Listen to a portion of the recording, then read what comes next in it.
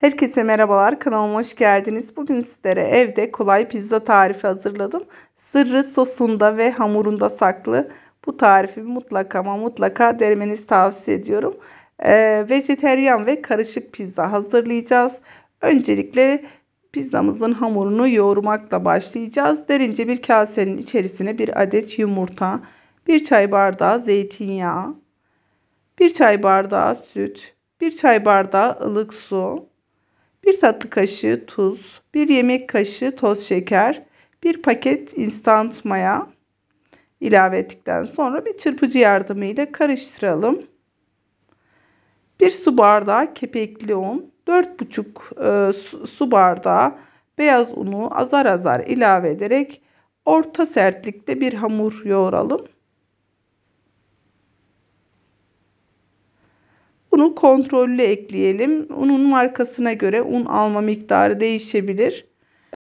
Unu kontrollü bir şekilde ilave edelim ve hamurumuzu yoğuralım. Hamurumuzu toparlayalım ve hamurumuzu yoğurduktan sonra üzerini kapatarak 1 saat mayalanmaya bırakalım. Oda ısısına göre mayalanma süresi çok az değişebilir. Eğer ortam ılıksa 1 saat kadar mayalandırmanız yeterli olacaktır. Üzerini streç folyo ile kapatalım. Diğer taraftan sosunu hazırlayalım. Pizzamızın sosu için 350 ml domates sosu, 4 yemek kaşığı kadar zeytinyağı, 3 diş sarımsak, 1 tatlı kaşığı kekik ilave ederek orta ateşte sosumuzu pişirelim. Çok az tuz ilave edelim. Ben normal konserve domates kullandım. Eğer domates sosunuz yoksa domates salçasını suyla açarak da hazırlayabilirsiniz. Sosumuz soğurken hemen malzemelerimizi hazırlayalım. Videonun çok uzamaması için ben malzemeleri daha önce doğrayarak hazırlamıştım. Malzemelerimiz siyah doğranmış zeytin, yeşil zeytin, rendelenmiş kaşar, sosis, sucuk, konserve mısır, çeri domates, ince ince dilimlenmiş çeri domates, bir paket yani bir kavanoz doğranmış konserve mantar kullandım. Yarım kapya biber, bir tane yeşil biber kullandım arkadaşlar. Malzeme listesini siz damak tadınıza göre ayarlayabilirsiniz. Ben hem vejeteryan hem de karışık pizza olarak iki farklı şekilde sizlere iki tarif sunacağım. Malzeme listesine göz attıktan sonra hamurumuzu hazırlayalım. Hamurumuz mayalandı. Hamurumuzun üzerindeki streç folyoyu alalım ve hamurun içerisindeki maya kokusunun çıkması için hamuru toparlayalım. Masaya çok az un serperek hamurumuzu bu şekilde rulo haline getirelim. Hamurumuzun bir parçasını küçük, bir parçasını büyük olacak şekilde iki beze olarak hazırladım. Bir pizzamızı orta boy, bir pizzamızı da büyük boy olarak hazırlayacağım. İlk etapta orta boy pizzamızı hazırlayacağız ve yuvarlak olacak şekilde hamurumuzu oklava yardımıyla açıyorum. Dilerseniz merdane yardımıyla da açabilirsiniz.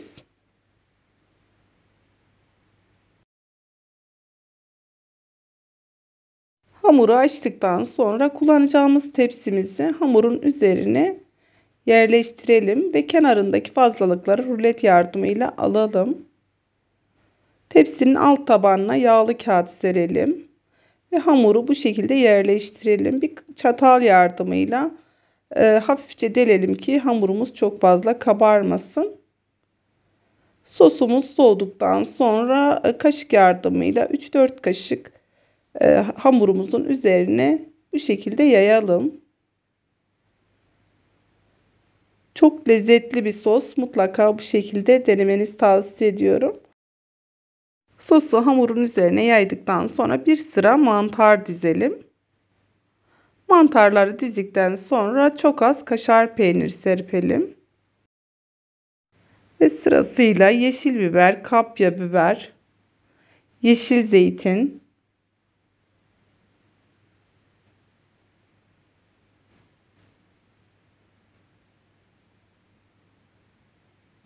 yeşil zeytin serptikten sonra siyah zeytin,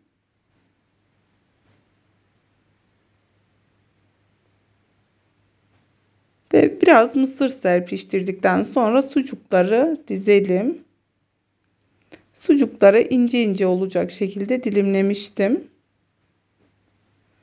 Sucukları yerleştirdikten sonra aralara ince ince doğranmış sosisleri yerleştirelim.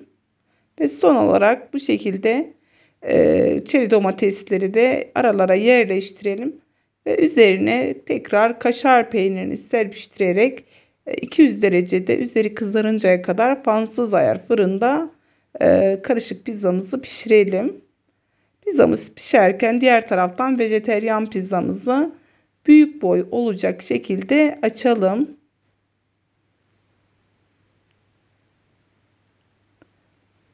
Hamurumuzun kalınlığı bu kalınlıkta olacak. Yağlı kağıt sermiş olduğum fırın tepsimize bu şekilde hamurumuzu yerleştirelim. Tekrar çatalla delelim ki çok fazla kabarmasın. Bu pizzamızda sadece sucuk ve sosis kullanmayacağız. Yani diğer malzemelerimiz aynı olacak. Sadece vejeteryan olduğu için sucuk ve sosis kullanmayacağız arkadaşlar. Sırasıyla aynı şekilde pizzanın malzemelerini yerleştirelim. Bu tarifi mutlaka ama mutlaka denemenizi tavsiye ediyorum. Eminim bundan sonra dışarıda artık pizza almayacaksınız. Yani evde pizza hazırlamak zor değil. Kolay bir şekilde evde kendiniz pizzalarınızı hazırlayabilirsiniz. Ve bu tarifi denedikten sonra eminim bana hak vereceksiniz. Vejeteryan pizzamız da hazır. Hemen fırına alalım ve karışık pizzamız da fırından çıktı. Görmüş olduğunuz gibi nar gibi kızardı ve tahtamıza aldıktan sonra bir pizza dilimleyici ile üçgen olacak şekilde pizzamızı dilimliyorum.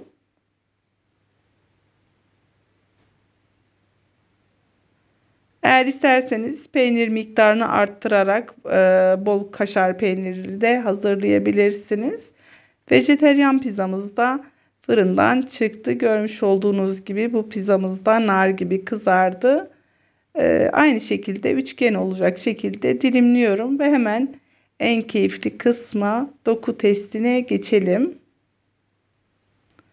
Doku testine geçerken bu arada hatırlatmamı yapmak istiyorum. Eğer kanalıma hala abone değilseniz abone olup desteklerseniz çok sevinirim. Abone olduktan sonra da zil simgesine basarsanız yayınlamış olduğum tüm videolar size anında bildirim olarak gelecektir. Yumuşacık dokusuyla benzersiz lezzetiyle sizlere iki farklı pizza tarifi hazırladım. Umarım keyifle sıkılmadan izlemişsinizdir. Bir sonraki videomda görüşmek dileğiyle. Kendinize çok iyi bakın. Hoşça kalın. Sevgiler, saygılar.